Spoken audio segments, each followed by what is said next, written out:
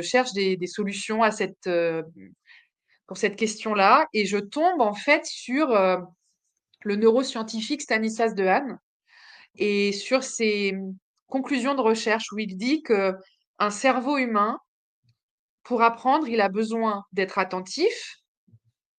Ça, je le savais déjà, mais surtout, il a besoin d'engagement actif, d'un retour immédiat d'information et de consolidation. Et en fait, toute la classe autonome, elle est fondée sur ça, uniquement sur ça, sur ces 4 piliers-là. C'est-à-dire que je me dis, bah voilà, comment je peux faire apprendre une étude de tableau comme La liberté guidant le peuple, par exemple, à un élève, euh, et ben plutôt que de moi faire un cours descendant, lui expliquant tous les personnages, les symboles, le contexte, etc., je vais lui expliquer juste le contexte en 1 minute pendant la leçon, mais après, lui, il va avoir une planche de polystyrène ou une planche de carton avec son tableau, des petits drapeaux qui représentent chaque personnage du tableau, chaque élément du tableau avec l'explication. Et c'est lui qui va les replacer sur la carte, enfin sur le tableau.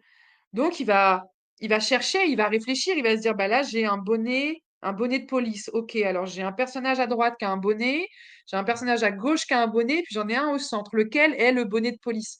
Et c'est parce qu'il se questionne, parce qu'il le fait tout seul, parce qu'il va confronter avec son copain d'à côté. Mais non, regarde, ça c'est forcément un bonnet de police parce que l'autre c'est un bicorne, qu'il va retenir tous les éléments de ce tableau.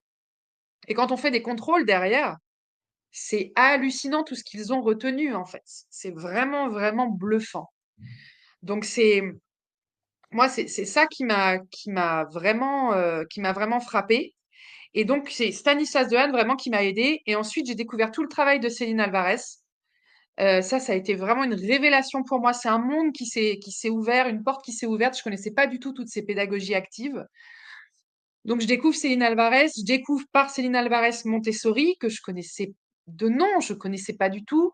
Je découvre Freinet, je découvre enfin, plein de grands pédagogues, de Crowley, Madame de Genlis. Ah ouais. Et je me dis, ah, mais en fait, il y a des gens qui savent. En fait, il y a des gens qui ont les clés.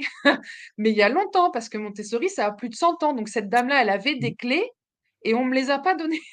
Non, mais, et puis, il y a eu une colère. Ouais, vraiment, il y a eu une colère à un moment donné où de me dire, ah, mais en fait, il y a des gens qui savent et pourquoi on nous en parle pas dans les études qu'on fait pour devenir enseignant?